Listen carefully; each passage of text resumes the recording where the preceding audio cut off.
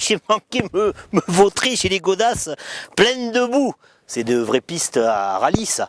Bah, on l'a fait exprès, évidemment. Car aujourd'hui, cette semaine, on va parler de rallye automobile. C'est un thème qu'on a déjà abordé dans le cadre de ce rendez-vous, mais c'était au sujet d'hommes, de messieurs. C'était le rallye automobile au masculin.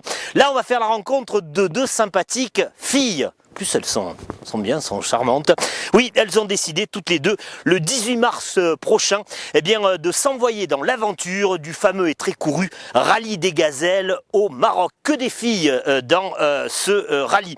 Il s'agit de Mélanie Puons, il s'agit aussi de Marie Lamiel. Elles sont toutes les deux dans la vie, comme elles vont nous le raconter, pharmaciennes. Et évidemment, elles habitent notre région, la Provence. Alors, elles y vont pour la victoire, parce que ce sont des durs, hein, ce sont des championnes, mais elles y vont aussi encore, et je ne sais pas si c'est pas là le plus important, pour donner de la femme une autre vision. Marie et Mélanie pour le rallye des gazelles, c'est parti. Attention de ne pas glisser.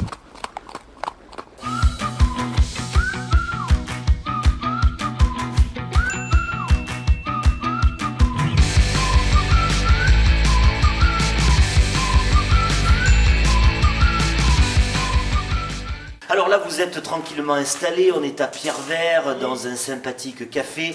Ce ne sera pas le cas le 18 mars prochain, puisque vous allez tenter un drôle de truc qui nous explique. D'ailleurs, il y en a une qui prend le dessus sur l'autre. Il y a une chef dans le binôme ou pas du tout? Non, il n'y a pas de chef, non.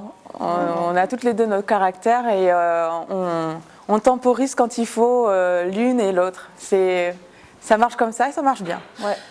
18 mars, c'est le départ de... Le rallye des gazelles. Alors, qu'est-ce que c'est le rallye des gazelles?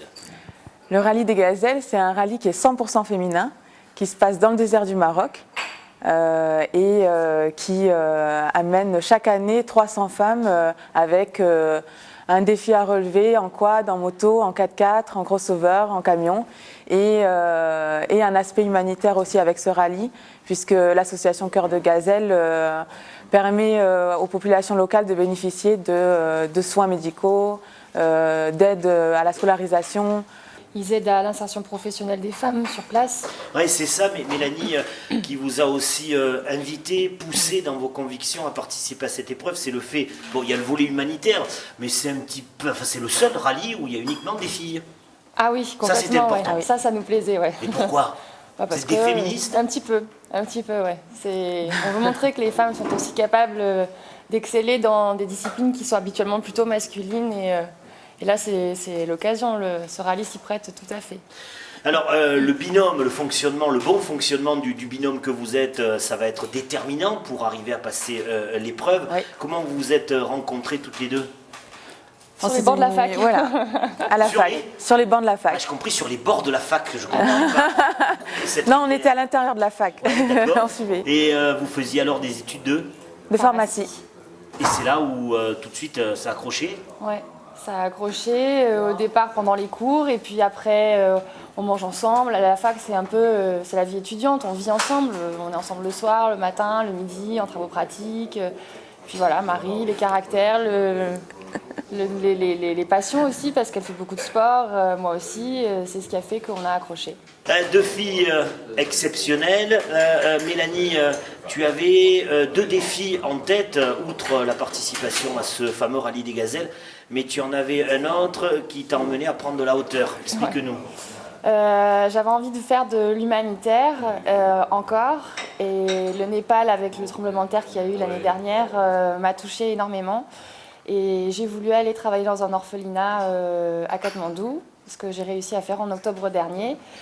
Et ce qui m'a permis aussi d'escalader une partie de l'Himalaya, le sommet de l'Annapurna à 4200 mètres que j'ai pu faire l'année dernière. Du coup, Alors on aurait pu penser logiquement que Marie aurait dû t'accompagner. Pourquoi tu n'étais pas là? Réponse basique, je travaillais. Ouais, voilà.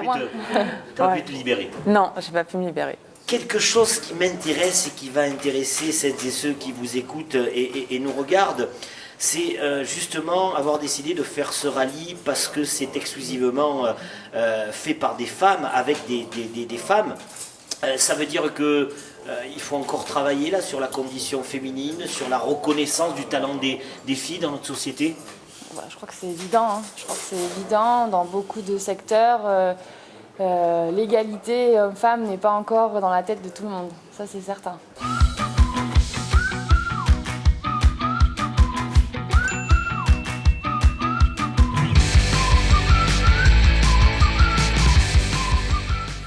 Mélanie et Marie, bon, la décision est prise de faire ce fameux rallye des gazelles. Les étapes pour que l'initiative devienne réelle, devienne effective. D'abord, ça a été difficile, le parcours du combattant. Ah, c'est un peu le mot, ouais.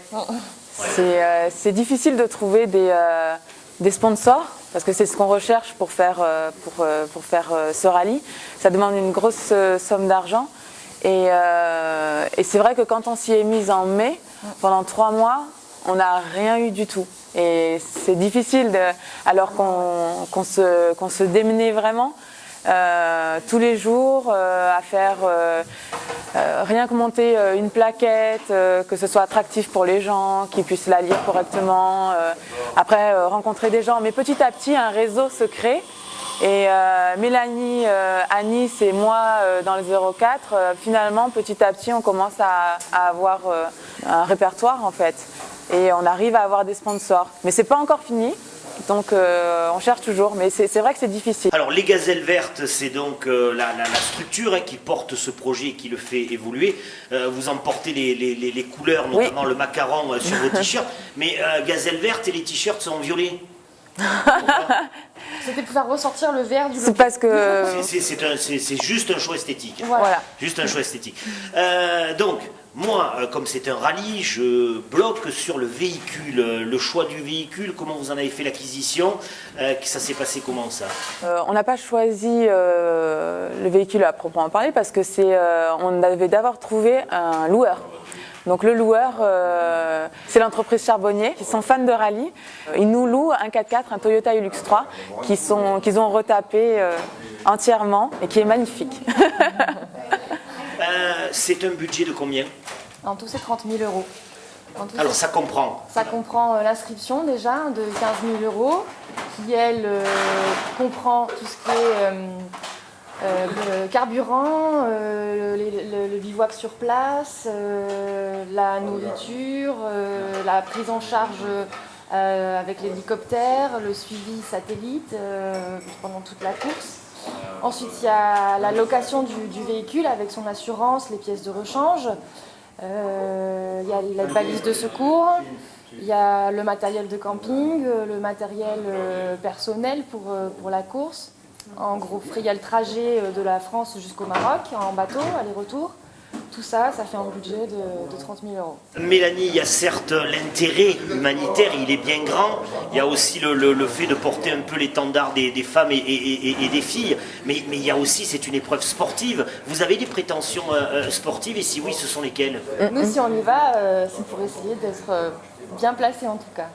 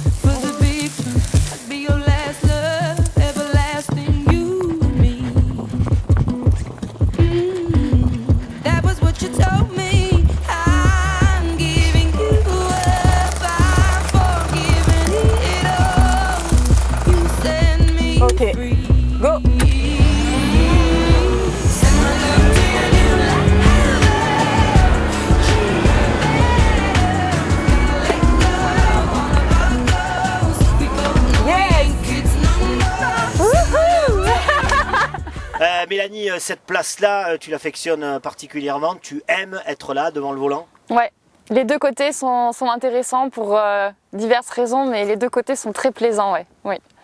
Vous avez arraché la moitié de la végétation qui était autour du petit parcours là. Et oui, c'est physique, il faut du muscle. Il faut du muscle, il faut de la tête aussi parce que voilà, prévoir, improviser comme ça au dernier moment, c'était pas prévu qu'on s'embourbe dans la boue, on n'a pas les plaques sur nous, donc il a fallu faire du bricolage maison. Ouais, c'est aussi ça, ce rallye improvisé. Physiquement, pas de problème, t'es aguerri, hein, toi qui montes sans problème l'Himalaya. Du côté pilotage, du côté navigation, il faudra faire preuve de quelle qualité nécessairement? Il va falloir rester concentré, c'est de l'endurance ce rallye, ça dure c'est 9 jours de course, 13 heures de conduite par jour, on se lève à 4 heures du matin, donc c'est surtout l'endurance qui va faire, être efficace et active mais dans la durée. Sur 9 jours entiers, il va falloir qu'on reste concentré et en forme. Marie, ça y est, on y est là, tu es dans le baquet côté pilote. C'est ça. Aujourd'hui, oui. Alors on vous voit là faire quelques bosses prudemment, on vous voit ici sur la Haute-Provence qui ne sera pas le décor que vous allez rencontrer lors du fameux rallye des gazelles. Cela veut dire que vous entraînez? On va s'entraîner, oui. On a un stage d'entraînement prévu, non obligatoire, mais pour nous, Mélanie et moi, ça nous semble obligatoire de nous préparer correctement au franchissement de dunes, d'obstacles qui va avoir. Et oui, c'est prévu. On va s'entraîner. Oui. On va préciser, Marie, c'est important pour la compréhension de tout ça, que c'est pas ce rallye une épreuve comme celle pour les messieurs. L'important, c'est pas seulement et simplement d'aller vite.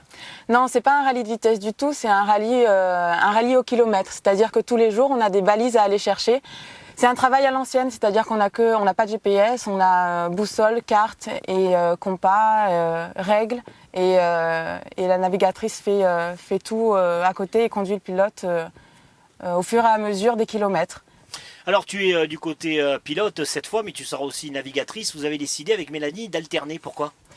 On a décidé d'alterner parce que avant tout c'est un hobby. Alors pour être performant, peut-être qu'il faudrait ne pas alterner et s'habituer dès les premières heures et ne pas changer pendant tout le long des étapes. Mais on a décidé de faire ça parce que on a toutes les deux envie de toucher aux deux, au poste de pilote et au poste de navigatrice. Et on voulait dire un grand merci particulièrement à nos sponsors sans qui l'aventure n'aurait pas été possible, notamment les laboratoires Aven, les laboratoires Pur Essentiel et les professionnels du funéraire de Didier Luigi à Nice. Un grand merci.